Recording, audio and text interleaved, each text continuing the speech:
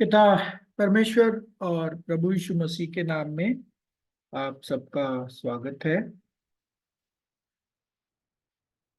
प्यारे भाई और बहनों, हम जारी रखेंगे हमारा वो विषय लेसन नंबर 51, दिव्य बुलावा।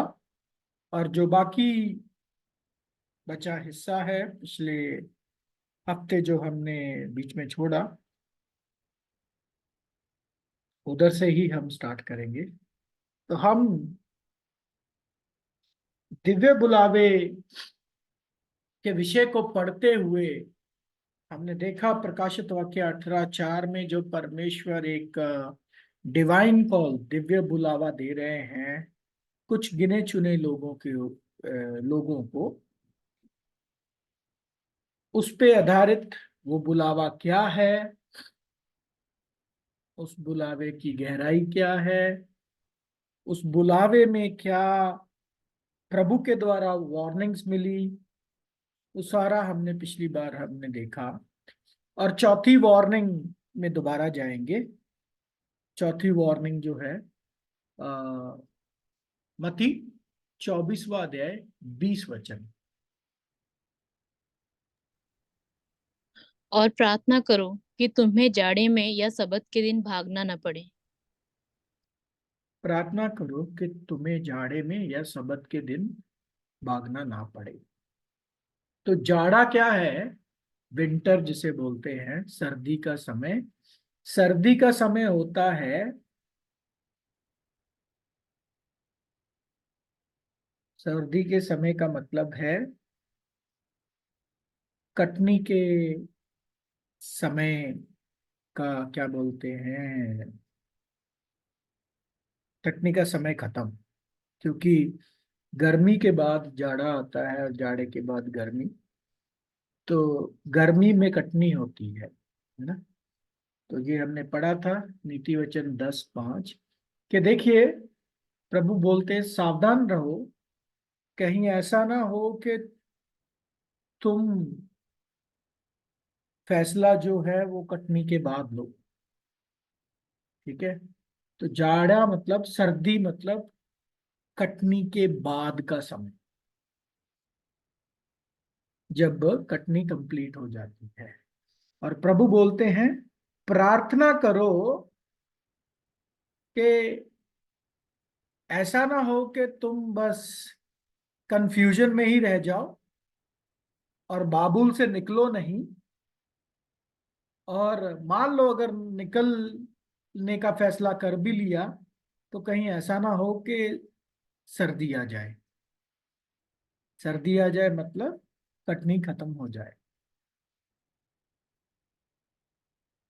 क्योंकि ऐसी भी परिस्थिति में कुछ लोग होंगे, और वो बड़ी भयानक परिस्थिति होगी, जिसमें जब ऐसा होगा उस झुंड के लोगों की परिस्थिति क्या होगी। यिर्मयाह 8वां अध्याय 20 वचन में पढ़िए, भविष्यवाणी के रूप में बताया है। कटनी का समय बीत गया, फल तोड़ने की ऋतु भी समाप्त हो गई और हमारा उद्धार नहीं हुआ। कटनी का समय बीत गया, फल तोड़ने की ऋतु भी खत्म हो गई, पर हमारा उद्धार ना हुआ। लेकिन मतलब कहने का मतलब ये है कि कहीं हम ये वाले लोग ना बन जाएं। क्योंकि कुछ लोग हैं जो बस हिचकिचाते रहते हैं, फैसला नहीं ले पाते, असमंजस में फंसे रहते हैं। तो ऐसे जो हैं वो इस कैटेगरी में पढ़ते हैं जिसके बारे में यिर्मयाह ने भविष्यवाणी की। और वचन में इनको मूर्ख कुआरियां कहा जाता है कि इनके पास प्रभु का शरीर बनने का मौका है था, लेकिन ये फैसला ही नहीं कर पाए। और फिर इसी वचन में जो हमने, प्रभु ने बोला कि ऐसा ना हो कि, जब प्रार्थना करो कि तुम कहीं जाड़े में या सबत के दिन ना भागना शुरू करो। तो सबत, सबत का मतलब क्या है? सबत का मतलब कि राज्य आ गया, सातवां दिन, मतलब प्रभु का सातवां दिन। प्रभु के लिए एक दिन 1000 साल, परमेश्वर के लिए एक दिन 7000 साल। तो सातवां 1000 साल जो है वो प्रभु के राज्य का, 6000 साल की बुराई। तो कहीं ऐसा ना हो कि राज्य आ जाए तब आप फैसला करो कि अच्छा हमने जाना है। नहीं, तब भी क्या होगा? आपको वो, आप वो मौका खो चुके होगे जिसके लिए ये दिव्य बुलावा है। ठीक है। 1000 साल का राज्य 1874 में शुरू हुआ प्रभु का आगमन के साथ। तब से अब तक प्रभु राज्य कर रहे हैं, और उनकी मौजूदगी की कलीसिया, लाउडीसिया की कलीसिया तैयार हो रही है, जो फाइनल स्टेजेस में है। जैसे ही कलीसिया पूरी होगी, जाड़ा आ जाएगा और कटनी जो है खत्म हो जाएगी, ये बुलावा भी बंद हो जाएगा।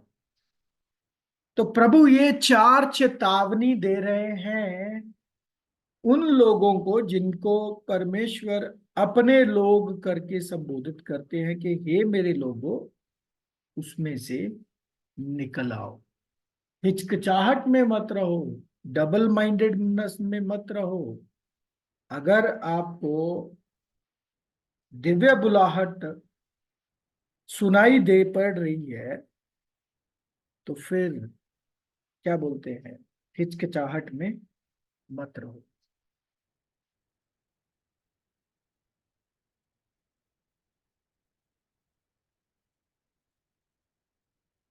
प्रभु आपकी हर परिस्थिति जानते हैं। सब कुछ प्रभु पे छोड़ो, विश्वास करो, बाकी प्रभु देख लेंगे। अच्छा चलिए, अभी एक और तस्वीर देखते हैं, एक और नमूना देखते हैं निर्गमन की किताब में, और उससे इस कॉल के रिलेटेड, इस कॉल के संबंधित प्रश्नों को या कुछ पाठों को सीखते हैं। क्या है वो? पढ़ते हैं निर्गमन 8वां अध्याय 25 वचन। तब फिरौन ने मूसा और हारून को बुलवाकर कहा, तुम जाकर अपने परमेश्वर के लिए इसी देश में बलिदान करो। तो यहाँ पे इस नमूने में क्या देखते हैं कि मूसा और हारून फैरो के पास जाते हैं, और फैरो मिस्र का राजा है, उसकी परमिशन पूछने जाते हैं कि उनको फैरो जो है वो परमिशन दे कि इजरायली लोग उजाड़ में जाकर परमेश्वर के लिए बलिदान चढ़ाए। ठीक है। तो आगे क्या होता है, 27 वचन में पढ़ते हैं। हम जंगल में 3 दिन के मार्ग पर जाकर अपने परमेश्वर यहोवा के लिए जैसा वह हमसे कहेगा वैसा ही बलिदान करेंगे। जी। तो हम जंगल में जाएंगे, 3 दिन का रास्ता कवर करके, जैसा परमेश्वर बलिदान चाहते हैं वैसा ही हम चढ़ाएंगे। तो इस ये जैसे मैंने बोला, ये एक नमूना है, लेकिन इसका कुछ ना कुछ अर्थ है असलियत में। क्या अर्थ है देखते हैं। बलिदान, ये बलिदान की बात हो रही है। किसको बलिदान? परमेश्वर को बलिदान। उस वक्त जो बलिदान होते थे वो फ्लैशली रूप में, शारीरिक रूप में चढ़ाए जाते थे, लेकिन इस सुसमाचार युग में बलिदान दर्शाता है बलिदान की वाचा। कौन सी वाचा? बलिदान की वाचा। भजन संहिता 50:5। मेरे भक्तों को मेरे पास इकट्ठा करो, जिन्होंने बलिदान चढ़ाकर मुझसे वाचा बांधी है। तो ये बलिदान की वाचा की बात हो रही है सुसमाचार युग में। वो सिर्फ नमूना था। असलियत में जो बलिदान है वो है समर्पण, वो है वाचा बांधना। किसके साथ? परमेश्वर के साथ। और बुलाए हुए मसीहियों को यही बुलावा है। उनको बुलाने का मकसद ही ये है कि वह परमेश्वर के साथ बलिदान की वाचा बांधे। रोमियो 12:1 पढ़ ले। इसीलिए हे भाइयों, मैं तुमसे परमेश्वर की दया स्मरण दिलाकर विनती करता हूँ कि अपने शरीरों को जीवित और पवित्र और परमेश्वर को भावता हुआ बलिदान करके चढ़ाओ। यही तुम्हारी आत्मिक सेवा है।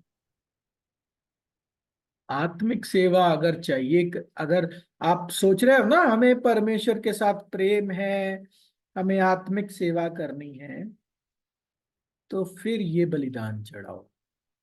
परमेश्वर को जीवित, पवित्र और परमेश्वर को भाता हुआ बलिदान तुम्हारे शरीरों का चाहिए। उनको मटीरियलिस्टिक चीजें नहीं चाहिए, उनको जीवित बलिदान चाहिए, वो भी आपके शरीरों का। जी। तो ये है बलिदान। अगर आप सोच रहे हो परमेश्वर को बलिदान चढ़ाना है कुछ, तो ये मत सोचो कि मैं परमेश्वर को पैसा चढ़ा दूंगा, मैं परमेश्वर को ये चढ़ा दूंगा, वो चढ़ा दूंगा। नहीं।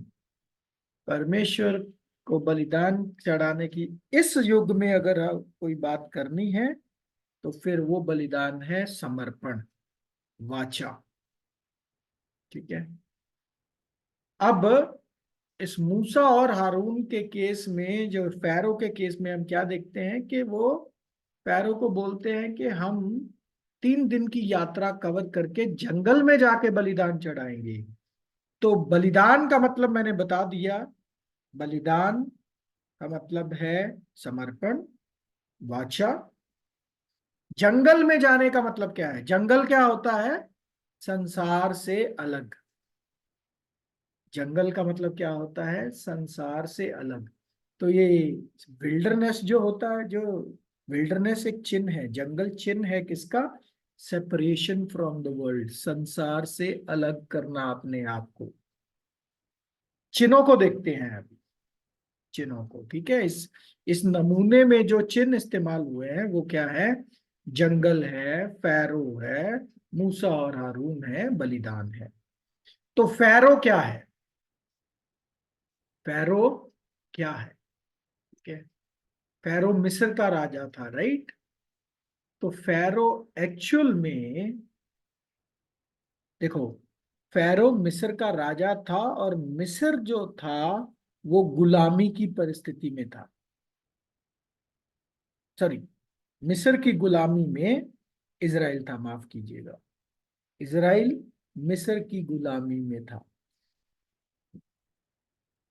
तो क्या हुआ मतलब? फैरो एक राजा जो लोगों को गुलाम बना के रखता था। तो फैरो जो चिन्ह है वो है शैतान। फैरो है शैतान।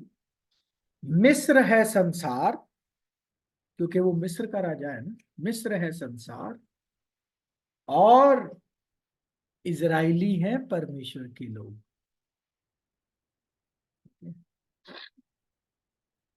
मत्ती 13वां अध्याय 38 वचन देख लें कि ये मिस्र जो है, यानी कि संसार, ये किसकी संतान है? या किसके अधीन?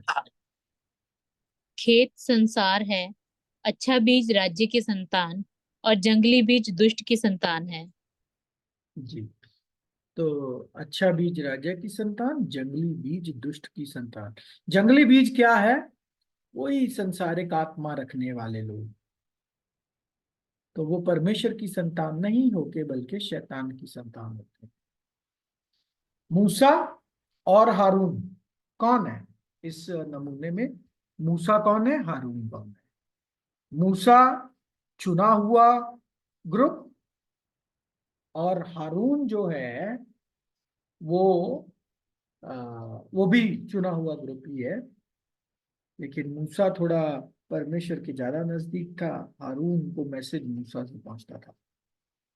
मूसा छोटा था, हारून बड़ा था। तो मूसा दर्शाता है छोटा झुंड, हारून दर्शाता है बड़ी भीड़।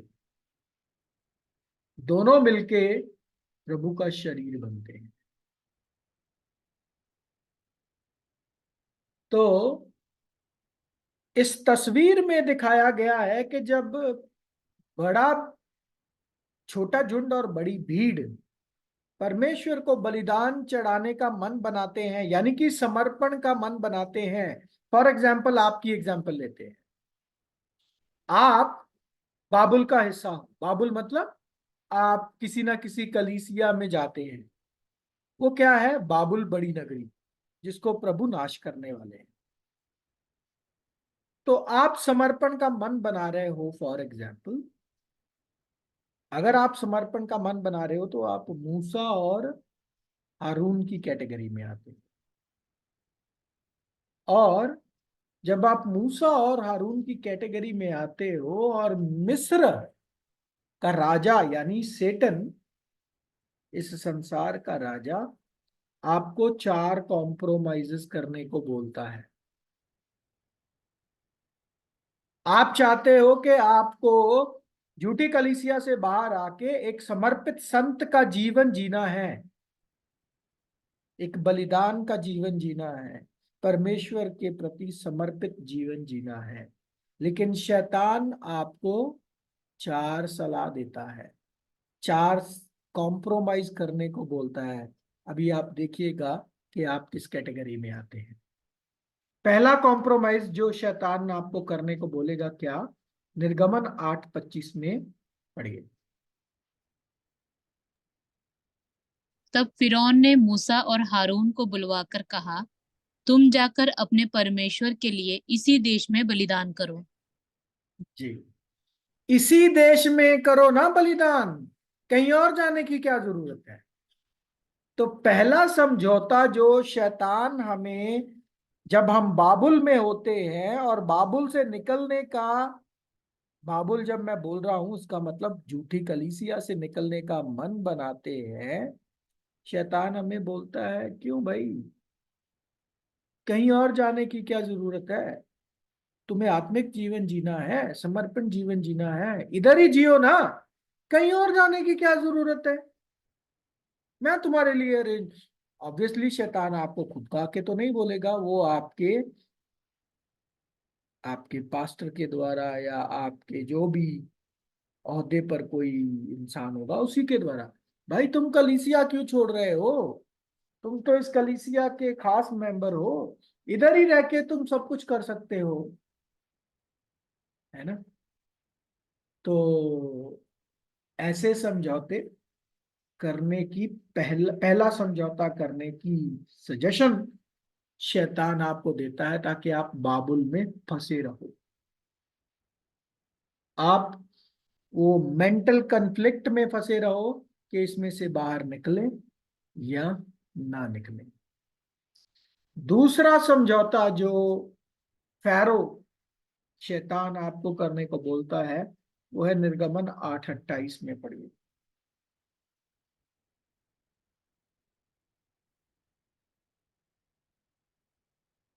निर्गमन 8:28। फिरौन ने कहा, मैं तुमको जंगल में जाने दूंगा कि तुम अपने परमेश्वर यहोवा के लिए जंगल में बलिदान करो। केवल बहुत दूर न जाना और मेरे लिए विनती करो। तो फिर जब वो नहीं मानते मूसा और हारून, वो क्या बोलता है? बोलता ठीक है, जाओ बलिदान चढ़ाने जाओ, लेकिन ज्यादा दूर मत जाना,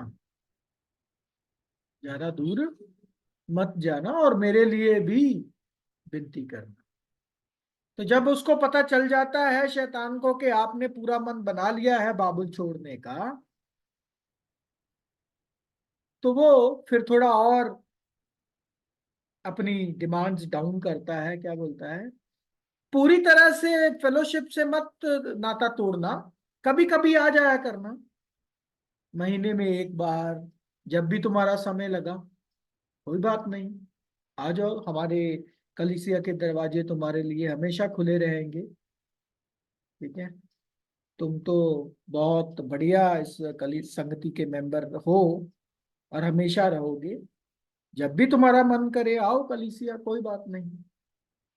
तो ये है दूसरा कॉम्प्रोमाइज, ज्यादा दूर मत जाना और मेरे लिए भी विनती करना।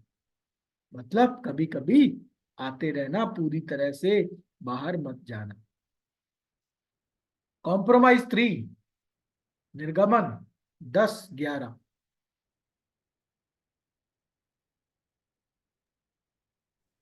नहीं, ऐसा नहीं होने पाएगा। तुम पुरुष ही जाकर यहोवा की उपासना करो। तुम यही तो चाहते थे। और वे फिरौन के सम्मुख से निकाल दिए गए। तो तीसरा समझौता, शैतान हमें करने को बोलता है, हमें यानी कि जो झूठी कलीसिया से बाहर आके समर्पित जीवन जीना चाहते हैं, कि ठीक है, तुम पुरुष पुरुष जाओ, बाकी परिवार को इधर ही छोड़ो ना। तुम लोग जाओ, तुम्हें ही जाना है ना, बाकियों को उधर ही छोड़ दो। तो ये मेन क्या होता है, तुम पुरुष जाओ। पुरुष कौन है? पढ़ते हैं एफिसियों 4:13।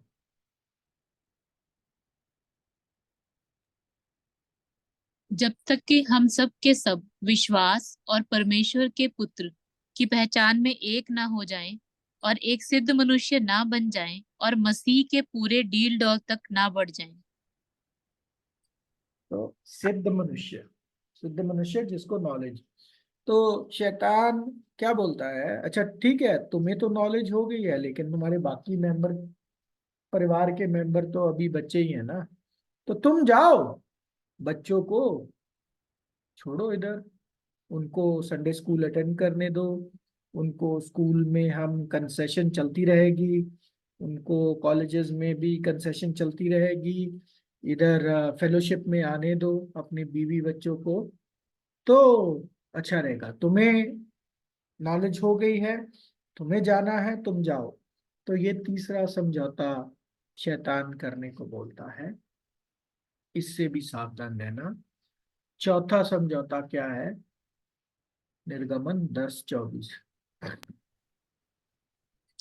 तब फिरौन ने मूसा को बुलवाकर कहा, तुम लोग जाओ, यहोवा की उपासना करो, अपने बालकों को भी संग ले जाओ, केवल अपनी भेड़ बकरी और गाय बैल को छोड़ जाओ। जी, अपनी भेड़ बकरी और गाय बैल को छोड़ दो, यानी संपत्ति। ठीक है, तुम्हें निकलना है, कोई बात नहीं। अपना जो भी तुम्हारा फिनेंशियल सपोर्ट है, वो हमारी कलीसिया को चलता रहे, यही हम तुमसे पूछते हैं। मतलब जो आपका फिनेंशियल ट्रांजैक्शनल सिस्टम है, बिजनेस कनेक्शन है, वो कलीसिया के साथ जारी रहने दो।